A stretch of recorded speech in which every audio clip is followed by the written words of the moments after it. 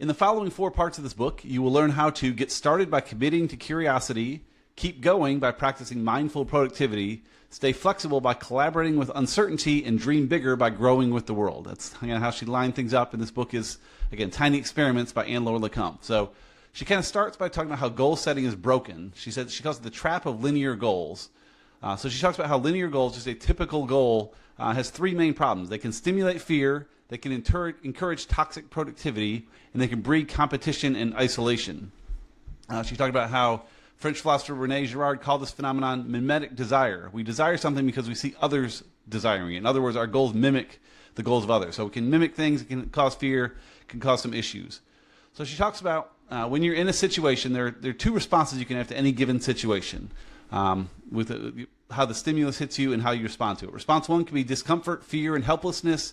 Response 2 can be delight, calm, and curiosity. She gives the example of being on an airplane and just being scared of flying. So how do you handle that response? Do you live in that helplessness and fear, or do you look at the curiosity and try to make yourself calm? And it's easier said than done, but it can certainly help.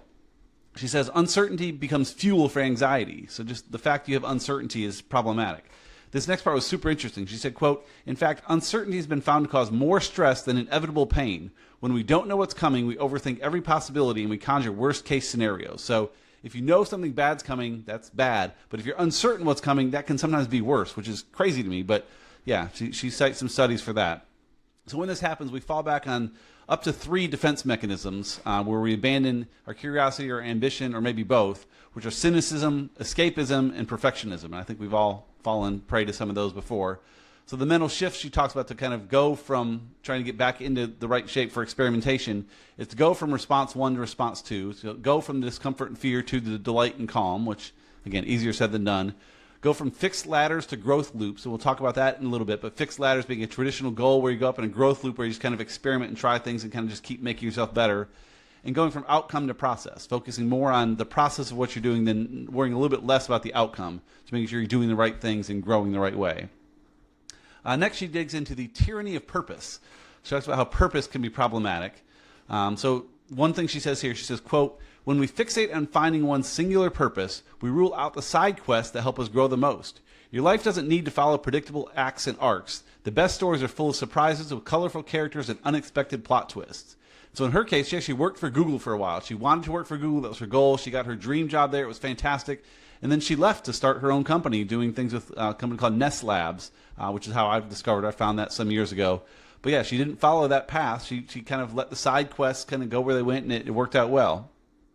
She talks about the shackles of cognitive scripts, kind of following just these scripts that seem to be laid out for us. They don't always have to follow that way. She says, let's see, researchers have expanded on this idea, discovering a virtually infinite number of internalized patterns that govern our thoughts, actions, and decision-making, from work to relationships and education, giving rise to a branch of cognitive science known as cognitive script theory. So these scripts that were kind of built into our life. And to explain that further, she talks about 3 scripts that kind of keep us locked in to artificial boundaries.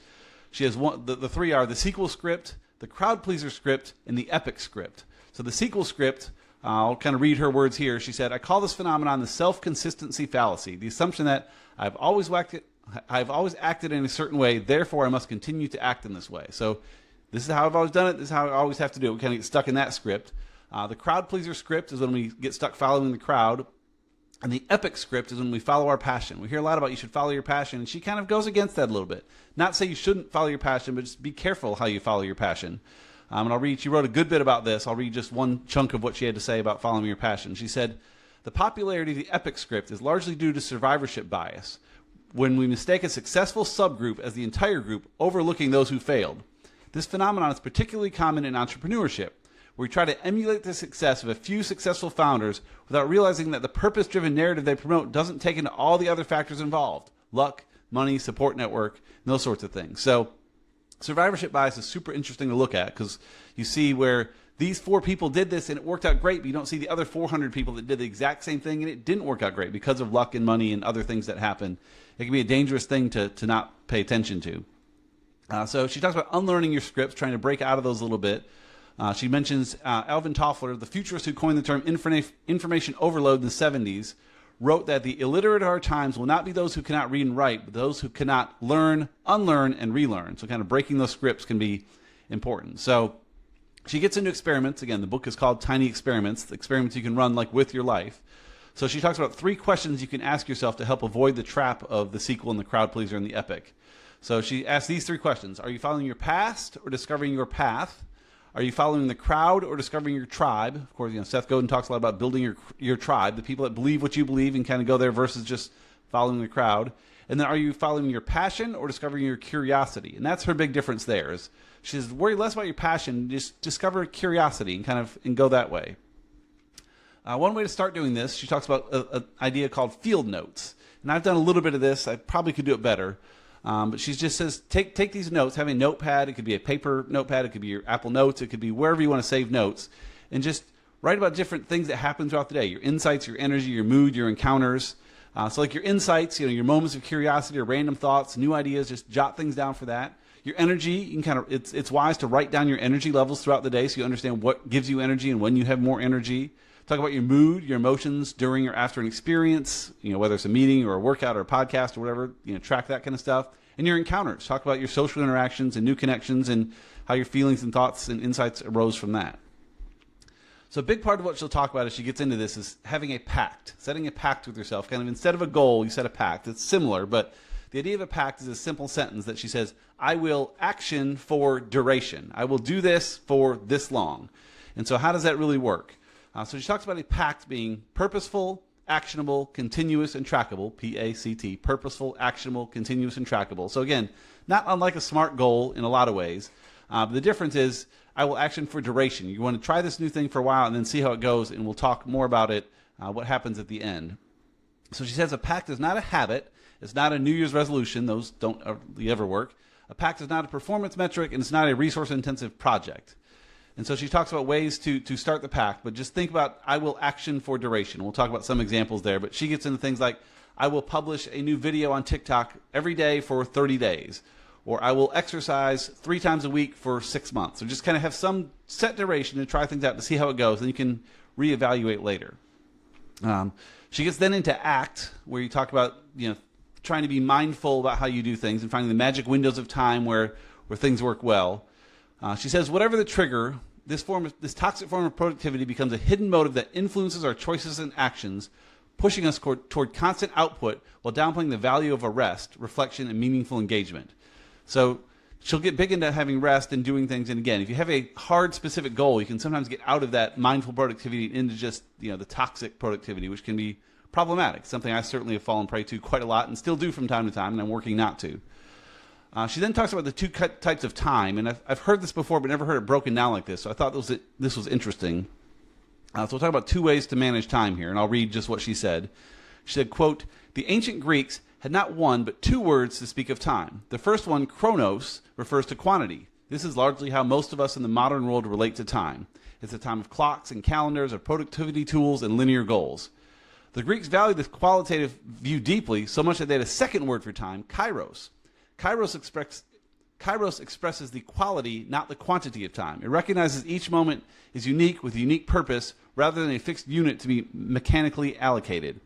And I like this line she said here. She said, Kairos is when you feel like this moment right now is perfect. And so you've all had those times where you're with your family, you're on vacation, you're doing something, you're like, wow, just looking around, this is perfect. And that's what Kairos is understanding this moment is perfect. You're not worried about this last 37 minutes is perfect, or July 28th is perfect. You're not worried about the specific chronos of it. It's the kairos of it. This moment is perfect. And this is recognizing that feeling. So she talks about your magic windows, trying to manage your physical resources to manage your energy, and your cognitive resources to manage your executive function, and really just kind of keeping track of that stuff. And keeping track of it's kind of the key with those field notes to understand where you have the most energy during the day, when you can think most clearly during the day. Getting into the cognitive stuff, she talks about multitasking a good bit, which, as a lot of books have said, and I tend to believe is kind of a myth. We can't really multitask. She says, quote, we fancy ourselves adept multitaskers, but studies show that our performance drops dramatically when we attempt to focus on more than one thing at a time. That's because the human brain has an attentional bottleneck impacting both perception and action. In short, our efforts to get more done actually slow us down. And so she has a solution for this called sequential focus. The key is to use sequential focus, doing one thing at a time, by accepting that you can't maintain equal effort across all the essential aspects of your life. deciding moment to moment what your priority is and giving that your undivided attention. There will always be competing priorities, but instead of trying to maintain an artificial balance to keep all the balls in the air simultaneously, you can use sequential focus to choose one priority at a time and devote all your energy to it. And so that could be your family, your work, things for yourself, but just pick the thing you're going to do and just go all in on it and then do the next thing rather than trying to juggle a few things at once. I mean, certainly with kids and families, you have to try to juggle things from time to time, and we can't escape it. But the more you can kind of focus things individually can be fantastic. Managing your emotions. She talks about emotional resources. Again, manage your energy, your executive function, and your emotions. Just kind of looking for the time there. And then she also gets a lot into designing a Kairos ritual. And she gives a lot of examples in the book. I won't get into all those. But like one example she has here is talks about a nurse here who says, quote, "I go to another room, close the door, and take a few deep breaths. Closing the door creates the sense of a separate space." And so she's found if she's kind of getting trapped in the Chronos and wants to get back to more Kairos and kind of being in the moment, she goes to another room, closes the door to make it a separate space, takes a few deep breaths, and then kind of gets back to work. It's not a big drawn-out thing. I mean, it's a nurse. I'm sure she's a lot going on, but just taking that 20 seconds or whatever it takes can make a big difference. Next, she gets into procrastination, and her title of this chapter is "Procrastination is Not the Enemy." So, we hear about procrastination as a bad thing, and it certainly can be. But yeah, she talks about there's advantages to procrastination, or at least advantage to understanding why you're procrastinating and trying to solve that problem. So first, she talks about the death by two arrows. It's a longer quote, but I think this is fantastic here. She says, "As in the teachings of the Buddha, there are two arrows. The first arrow that strikes is procrastination itself in the form of myriad activities we can turn to while avoiding our tasks. Scrolling instead of studying, watching TV instead of working, browsing shopping sites instead of writing. That's problematic. The first arrow you could survive. It's the second arrow that's the real killer. That arrow is not the procrastination itself. It's your emotional reaction to it. Studies have found that adverse psychological reactions such as anxiety and shame often accompany procrastination." It's nothing. She quotes here Dr. Tim Cycle. She says, quote, or he said, quote, "There's nothing like the downward spiral of procrastination to make you feel like an abject failure. That's why the strongest emotion associated with procrastination is guilt." And so procrastinating is bad in and of itself, but then the way you feel about procrastinating is even worse. And I think we've all done that. If you choose to skip a workout or eat poorly or skip a task or whatever, doing that's bad, but then you feel so bad about yourself and about what you've done. And so just being careful not to do that. Don't feel bad about it. Try to figure out what actually happened there. So she talks about if you're procrastinating, ask yourself whether it's coming from the head, the heart, or the hand. And so the head is saying, is this task appropriate? Is this something I should be doing, seeing what's going on there? The heart, is the task exciting? That might be the problem.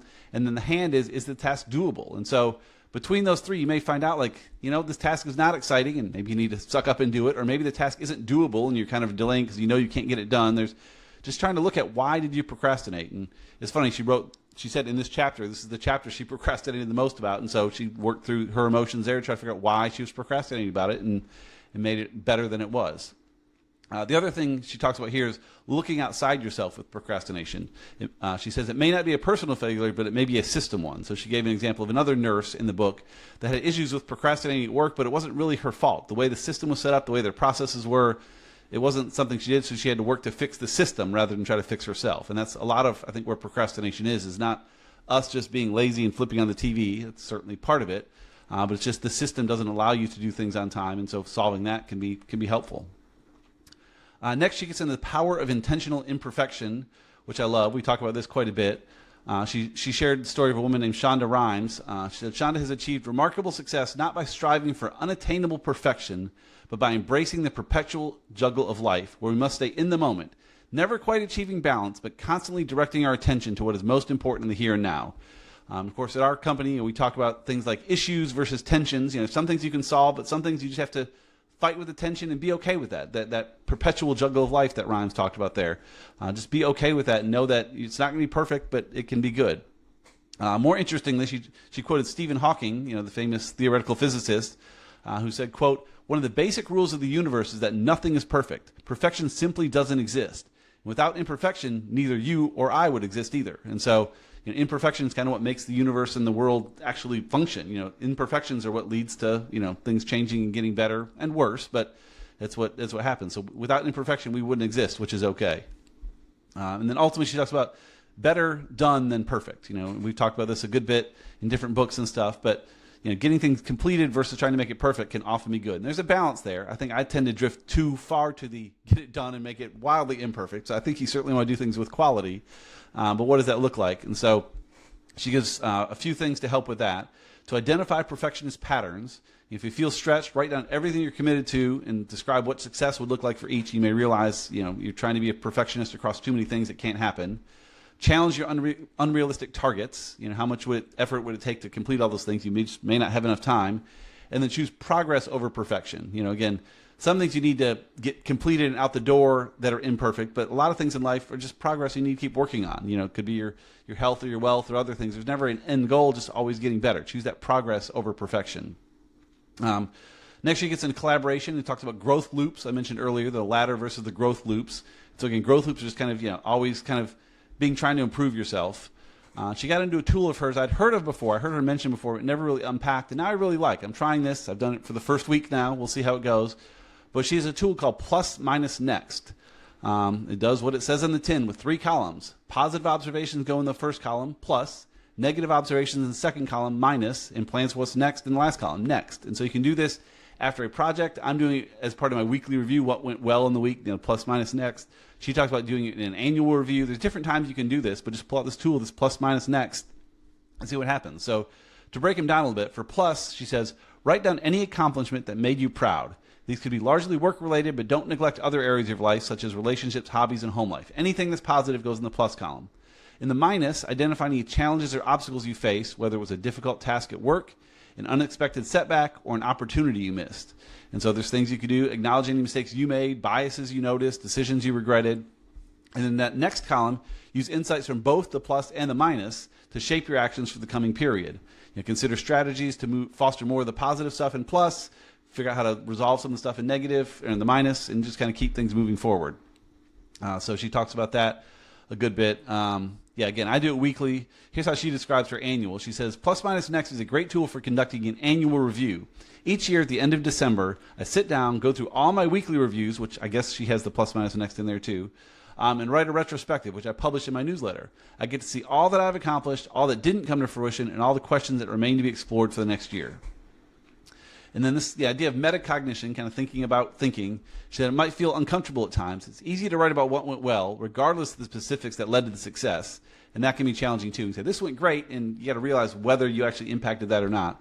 But she says it's more difficult to write about what went wrong, and even harder, when is sometimes the case, we ourselves must take sole responsibility for why things didn't go so well. So, this plus minus next is an internal tool, so you should be very, very honest with yourself about what you did to impact the plus or what you maybe didn't do and how you impacted the minus and all the pieces that go in there. She then gets into decision making, so really kind of how you handle when your PACT ends. So you have the PACT, the I will action for duration. Completing it, she says, doesn't mean you must now strive for more, because that's kind of the toxic stuff we get into, like, all right, I did that much, now I got to do more, always more. Not necessarily. Maybe that might be the right answer, but she says you're at a crossroads where different paths are available. All things considered, there are 3 viable alternative routes for this transition. So when you finish a PACT, you publish on TikTok every day for a month or whatever. Like after that month, you should stop and look at it and choose one of these 3 paths going forward, which are to persist, to pause, or to pivot. And so persist, she says, the wind is in your sails, like do it. If posting once a day on TikTok's worked well for you, then keep on going. That can be certainly a valid option. Next could be to pause. If it's draining too much energy, you may just want to put it on pause or perhaps reduce things. Or you could pivot. The experiment could benefit from some tweaks, whether that is increasing or decreasing its scope or changing your tools and tactics. You may say, wow, this posting once a day on TikTok has been fantastic. I should ramp it up and post twice a day or 3 times a day because it's doing so well for me, or whatever the case may be. Or again, it did okay, but once a day was too much. Maybe I'll do it, once a week, or you can change things, or you can pivot. Again, get to that point where you can actually stop and evaluate things and see what's happening. Let's see. In part of the pausing, the taking a break, I never knew this story. I don't quite see the relationship here, but I thought it was super interesting. She said, according to Buddhist legend, the night Gautama Buddha was conceived, his mother dreamed of a white elephant. And so for many centuries, white elephants were sacred in many Southeast Asian countries. Receiving a white elephant as a gift from a monarch was a great honor, but it was also a curse, as the animal was extremely expensive to maintain, protected from labor by local laws, and impossible to give away. People were stuck with this beautiful but useless possession with ruinous maintenance costs. So again, she's talking about taking a break. I just thought it was interesting. We hear about white elephant gifts, and I never really knew what that meant, but that's what it was, is this white elephant that you get that's a great gift to get, but really is not that great of a gift to get. So thought that was super interesting there. As you're trying to decide what you're going to be doing, she says, you can ask yourself stuff along the lines of external signals and internal signals. So as you're looking at your PACT and what happened, you can look at external signals like just facts and contextual information and practical limitations. How does that PACT still fit with your current circumstances? Is it manageable? Does it conflict with other commitments? Are there things in your life that need more of your energy? Has anything in the world changed since you started? Look at those signals. Look at the internal signals as well, your emotions, your motivations, your mental states. How do you feel about it now? Is it fulfilling or is it a source of tension? Is that posting every day on TikTok, you feel great about it and seeing the reactions, or you're like, oh, I got to do it again? Like, that should factor into how you decide to go forward with it. It's good to have done the test, and now you can run with it either faster or slower or quit or whatever you need to do there. Next, she gets into dancing with disruption, what happens when things break apart. She talks a little bit there really about the two-step reset. So if you're having trouble with things, not going so smoothly, you can process the subjective experience or the objective experience. So again, kind of see what happened in real life and also see how you feel about it. And she gets a lot of that, where you should look at the data, look at the numbers, see what happened, but also see how it affected your emotional state, see how you're going with that. She says, ride the wave of chaos instead of vainly trying to contain it. Things are going to go bad, and contain when you can for sure, but just kind of ride the chaos a little bit too. The point is not to create a master plan that gives the illusion of power over the situation. Rather, it is to de-escalate the consequences of any setbacks so you move forward rather than give up. So yeah, again, things will go sideways. I like the idea of de-escalating the consequences, so making sure if it goes sideways, it doesn't hurt too bad, and then just kind of figure out where it goes from there. Next, she talks about growing with the world and unlocking social flow. I thought it was kind of cool here. She talks about flow states. We've seen the book Flow and things like that, about we just kind of get just into that groove. She says here, researchers have found that flow states happen more easily in group activities than solitary ones, which I would have guessed the opposite. I would have thought group stuff potentially would have been more distracting, but I think we've kind of been in those situations where you're all just kind of humming and brainstorming and the whiteboard's going and kind of getting that flow together can be great. And so she talks about how group states can be great through three different effects she has. She has the pooling effect, the ripple effect, and the safety effect. So the pooling effect is something psychologists call transactive memory, which I love this idea. I've talked about this before with various folks, but it's a system where individuals develop an understanding of who knows what, enabling them to leverage the group's knowledge and make progress more effectively. And so this applies in your job. With Allie and I, we know different parts of the business, and we're okay with that. I don't need to know everything because I know she does, and it's vice versa. And with your spouse as well. I know with my wife keeps track of certain things in our life, and I keep track of certain things in our life. We don't both have to know everything. That transactive memory can be great. That pooling effect can be super powerful. The ripple effect, she says, such interactions are especially likely in what researchers call communities of practice, a group of people who genuinely care about the same issues and frequently engage to learn from one another. So just being around those folks can make you all better.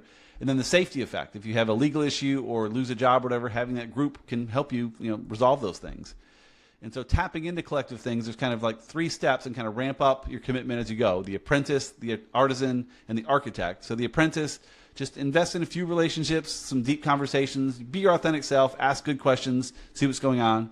The artisan, you can start looking to help other people along their journey, giving advice or collaborating with peers, volunteering to speak at events, kind of building up a little bit more.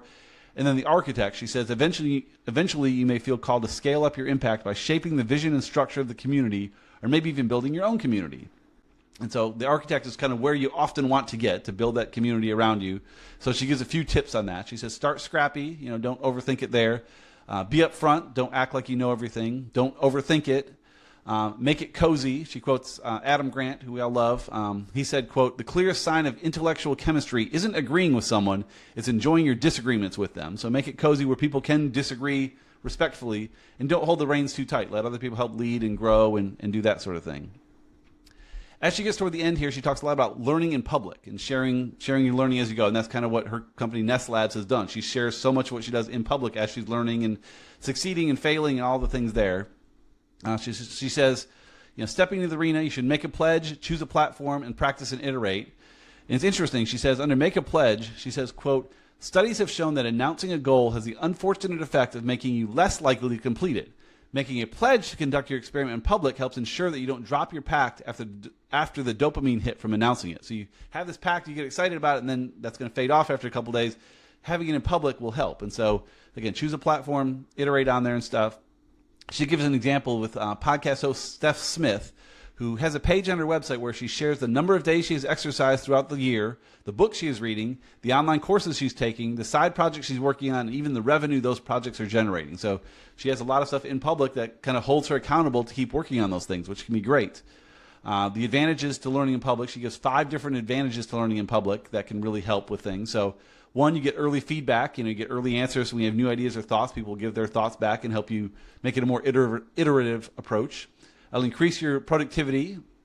Others, that you'll connect dots between your ideas and other people's ideas, and you can kind of get things together. It'll clarify your thinking. You kind of be nudged to think about your strategy a bit more. This is kind of why I blog in public. I've talked about blogging versus journaling. I like to blog in public because it makes me clarify my thinking and really think about it a bit more versus just writing a journal off to the side, which journaling off to the side can be great, but putting it in public sort of forces me to do that. You can build your network. Learning in public is a great way to connect with people who are interested in a similar space. In the book, she gives examples of that, but you can start as small of a niche as you want, but if you have it in public, there's other people that have that same interest and could help you there. And then you learn faster. By documenting your process openly, including your challenges and questions, you can connect with others who have experience and can suggest resources to build your skills more efficiently. And then she gets into the downside of this, of course. You say, okay, cool, I'm going to publish all this stuff, but there's a lot of concerns with it. She calls quieting the voice. There's voices that say, I don't know enough, people might judge me, it might be a distraction, it might negatively impact my professional reputation, I might become too focused on external validation, and I won't get into these too much. The book unpacks ways to address all those quite a bit, but she says, remember that expertise is a mirage. The closer you get, the more illusory it seems. And so I've seen things from like Einstein before talking about, the circle of incompetence. As your circle of knowledge grows, the stuff you don't know also grows. You get more and more stuff you don't know. Like expertise is a mirage. And just, knowing that going in, just continue to get better. Keep building those loops and making yourself better. And then she gets into legacy, and she says you shouldn't worry about legacy as much as generativity. And so I'll talk about that here. She says, well, I'll quote her here more specifically. She says, quote, "This is how you discover your life's meaning, by focusing on your daily actions rather than the content of your future eulogy. When generativity becomes your focus, the immediate impact of your actions is all the motivation you need. Every pact you make, every shift, every what if becomes not just a step in your own journey, but a chance to inspire and elevate others. Your career is no longer a linear ladder you climb alone, but a non-linear path of shared discovery." And so, to kind of do this, she talks about a few ways to make sure you focus on that, is to do the work first, and just be out there and get it done. Sam Altman, the founder of OpenAI and ChatGPT, he says, luck isn't an independent variable, but increases linearly with more surface area. You meet more people, make more connections between new ideas, learn some patterns, and your luck's going to increase. Luck is certainly a factor, but you can encourage luck by meeting more people and making more connections and stuff. She talks about growing lateral roots. This can really help. So think about a tree or a plant where they have roots that kind of expand out further. So she says, just as lateral roots are essential for a plant's growth and resilience, branching out beyond your primary area of expertise can help you thrive in today's rapidly evolving world.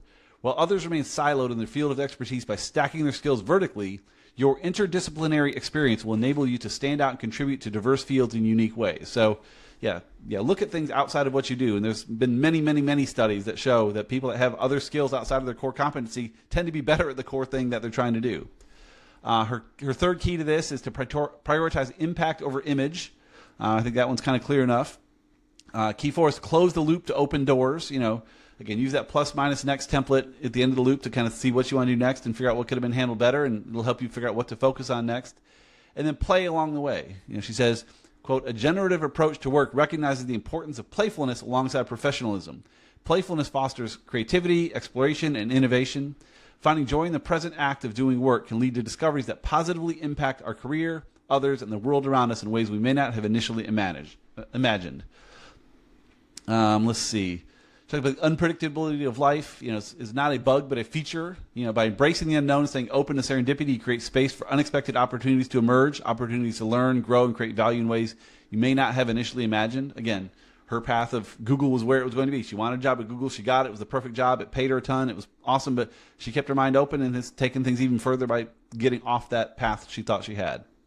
And then she kind of ends the book with a summary she says, hello, experimental life. And, a summary of everything in there. So I'll kind of end with the same summary that she dropped at the end here. She said, forget the finish line, unlearn your scripts, turn doubts into experiments, let go of the chronometer, make friends with procrastination, embrace imperfection, design growth loops, broaden the decision frame, dance with disruption, seek fellow explorers, learn in public, and let go of your legacy. So, yeah, Tiny Experiment by Ann-Laure Le Cunff. It's a fantastic book. Again, I think I covered quite a bit of it here, but there's so much more nuance in the details. It's an easy read. She's a great writer, so I encourage you to check it out for yourself.